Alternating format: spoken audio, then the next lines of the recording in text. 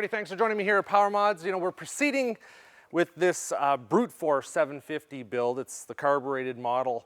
And of course, we got this bike and we had to give her a try stock, more or less, right, with these tires. And we went and played and we got a little deep. Simon went a little deep with it, you know, and we had the snorkels on it, but didn't quite seal things up maybe the way we should have. And when we got out of the water, we noticed a couple things. Let's take a look. I mean, everything was running fine. The motor was never hydro-locked. You can just see that it's sort of settled out a little bit, but you see that white goo? See that? You can see that there. Whitish gray, sloppy oil. It's impregnated with water right now, and that's not a good thing. You don't want water in your motor. A lot of stuff happens. Not only that, but in true Power Mods fashion, you know, we never gave it the pre-flight inspection. And this is what happened. That's the front diff. That's pretty much what the stuff in the motor looks like. We drained it all out. Look at that. That's not gravy. You don't want it, that's not good. So we got to make sure this is cleaned up. Yeah, we should have gone over this bike first. The issue with it was the reason, well, more or less the reason that this front diff was full of water and mixed with that 1040 that's in here is because this cap wasn't tight. I just grabbed it and spun it off by hand. You know, I'm not going to blame it on the previous owner. Stuff happens.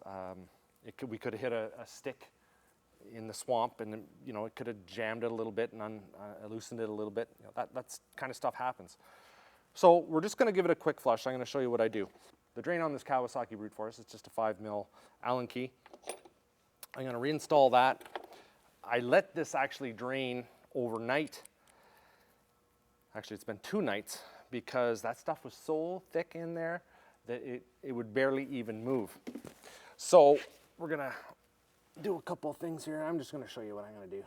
Because, you know, I'll be honest, this isn't the first time I've done this. So I've just got this engine oil here. It's just some stuff I've had sitting around. It is brand new. I'm just gonna bog a bunch of it in there until it really starts to overflow. I think it takes about 400 mils in this diff. As you can see, we're doing a lot of work to it. Got some new shocks going on it. Got the snorkels, rad relocate, the rubber down rad relocate, the rubber down 2-inch lift. You know, I'll probably do this a couple times. It's only 400 mils, right? So I'll take it out after I do this a couple times, take it for a rip, and then we'll come back, change it one more time. This does have the locking front diff, so you know, you want to make sure everything is nice and tidy in there for those plates. That's why we're doing this. Now, while that front diff is draining, it's going to be there a while. We're going to drain the engine now. We'll get in there. It takes a 17mm. Now, this is pretty basic. Most of your bikes are going to, with the exception of the fluids, this is pretty much the same procedure you're going to take. But always look at your owner's manual. It may tell you something different. I'm just not a mechanic, but I've been doing this for a while, so I just sort of play around and I kind of know what I'm doing. The rear diff is fine. That takes a totally different kind of fluid because it's got an internal brake on it, but it's just kind of dirty, just used, but it doesn't need to be replaced. So we're going to get under there and get that out. There we go. You guys tell me where to get good skid plates for this. That's watery. And when you're doing this, any of these things, this has an aluminum washer on it, and that's just to seal everything up. It's nice and soft. Make sure that that doesn't drop into your pan or stick on the bottom of the your drain plug or the drain pan itself. Sometimes you lose them, and metal to metal won't seal that. Just keep that draining. We'll let that keep draining, and you know what, Simon? I think we'll move back to the front. Incidentally, you can notice, see it? See how that's still partially engaged. This is the diff lock lever right here. We adjusted that the other day. When I hold it back, now they're locked right up. I know everybody's been emailing me, don't use the diff lock unless you really need to. You'll blow the diff. I hear you. I know. We've got 28-inch Mega Mayhems coming for this. only about 30 pounds. So they're nice and light. They're not going to overtax the bike. They're not too big, so we're hopefully not going to bust too much. They're coming. They should be in next week. We've got a Dalton clutch kit coming with a Dalton clutch cover. A little bit more top speed and lighter, and it has a bit of a integrated fan or finning on it, so it'll help move air, keep things a little cooler. We'll get into that in another video too. Now, I'm just gonna drain that again. Getting better, right? It's a good idea to keep your used motor oil handy after you change oil in one of these. We haven't done it recently, so we don't have any fresh or some used oil, but we just managed to pick up some cheap jobber stuff. We're just gonna huck that in there, and when we're done, we are a Klotz dealer. We're gonna be using this 550. It's a new blend, synthetic. These bikes have a little bit of a tendency to burn oil, so we're told, or use oil. So we're gonna try the 550, see if it's a little more easy on the oil, if you will. So this takes, what did we say, Simon? 2.1 liters if we don't change the filter. We're not gonna change the filter yet. We do have a brand new one until we have this engine flush. Is there a gizmo on this? Really, I got 1030 cheap from the jobber. That's just why I'm using it. I'm not really caring about the viscosity of it when we're flushing it because it's gonna be gone, right?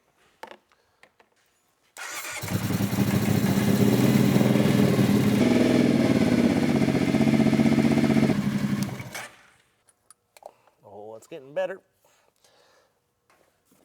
Round 2. A lot of these V-twins, if you take water in, you know, the bike rolls over into the water and you get it back out, or if it just goes under, you pull it back out. Don't try to start it. Do not do that. You'll hydrolock it, you're gonna damage something. You just gotta tow it home, drain the oil, do it the right way. Don't be in a, panic to get it going and make sure it runs. Like, nothing like that. You're gonna hurt the bike and you don't wanna do that. It's just oil change. When we go wheeling, we bring a couple cases of oil with us. I mean, I used to do that with my Land Cruiser, and it took 10 liters of oil. I think it was 8. It's just the thing to do, the smart thing to do. Don't start it. Now you can, you're gonna have to, in any event, if you take a lot of water in, pull the plugs and turn it over. Once you've cleaned everything, turn it over and get that water out of the cylinders. I just really like to hear this run. It sounds really, really good.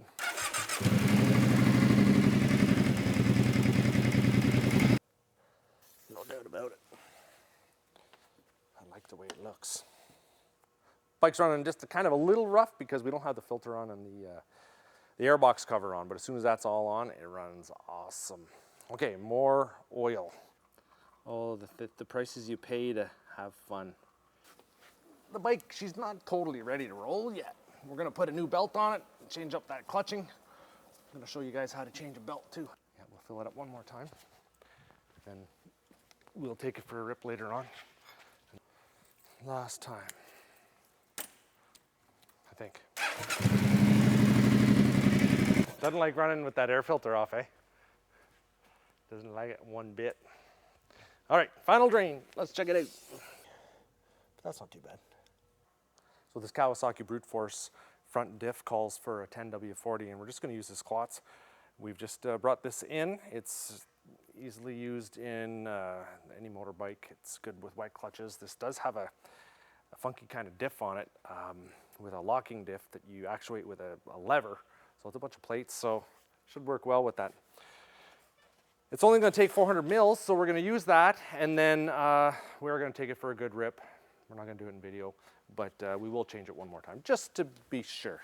It doesn't hurt to make sure that you're looking after your diff, especially doing what we're doing. You know, we're a little hard on stuff. Oh, it's a nice color. You just want it where it's almost dripping out the top of the fill hole, which would be 400 mils. And this is a good time. We've got this bike totally ripped apart, so I'm checking things out. Again, I noticed that the shocks are done, so we've got new Bronco shocks to put on it.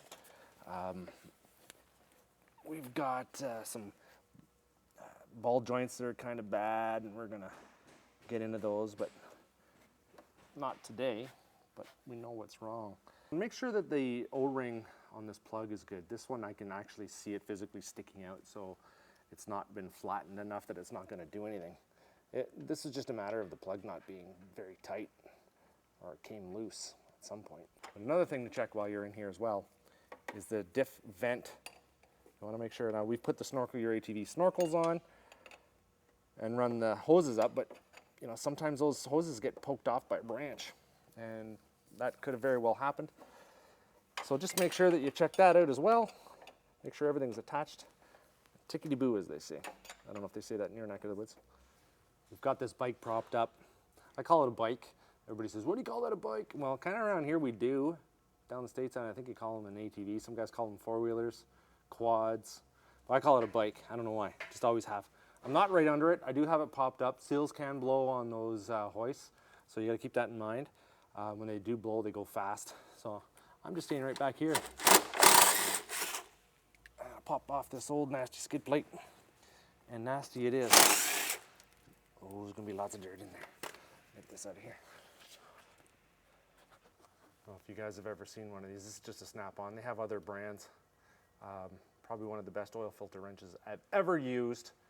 It's got a 1/2 inch and a 3/8 drive on it for the real big jobs. I've never not had one come off while using this beast of a thing. There you go. I went on a Mud in Your Blood forum, and there's a great thread on there about all the different filters that work with this. I'm just using a Fram. It's a PH6017A. There are all kinds. These are used on all kinds of things. Just about every aftermarket kind of motor there is. Many of these different manufacturers will probably fit a Suzuki, for all I know. Now, I said I wouldn't go in there, but I did. Just hit this seal, this rubber seal on there. One of those. That way, it'll tighten up the right way you want it to. I just do one of those. Generally, good and hand tight is where you're at. You don't want to put that strap wrench on and crank it. Will we leave that skid plate off, try to find something? I think we should.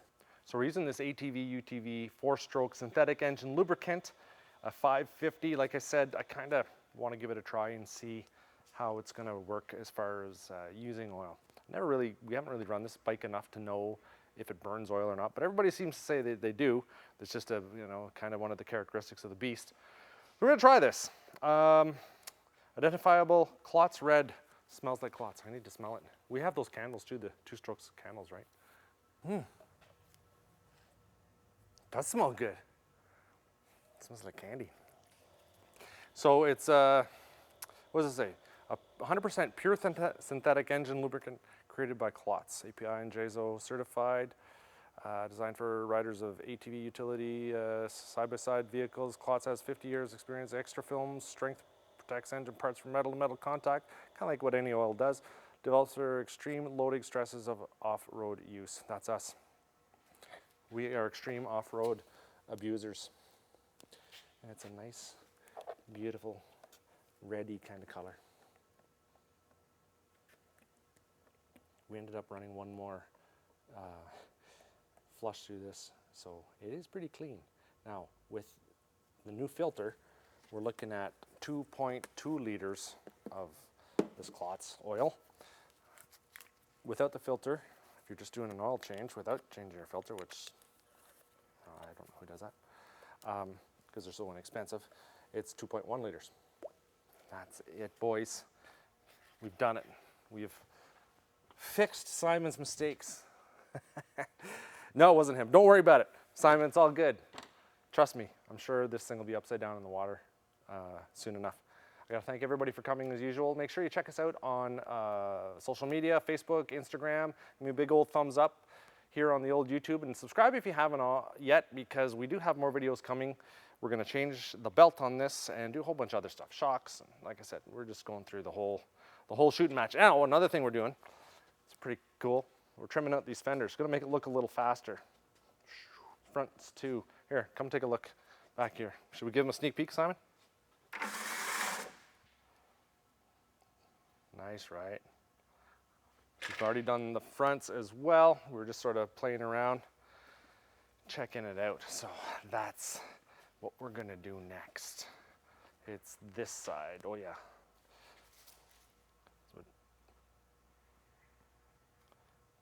Yeah, thank everybody for coming back as usual. Stick around, more to come. Okay, let's clean up this mess. This is a god-awful mess.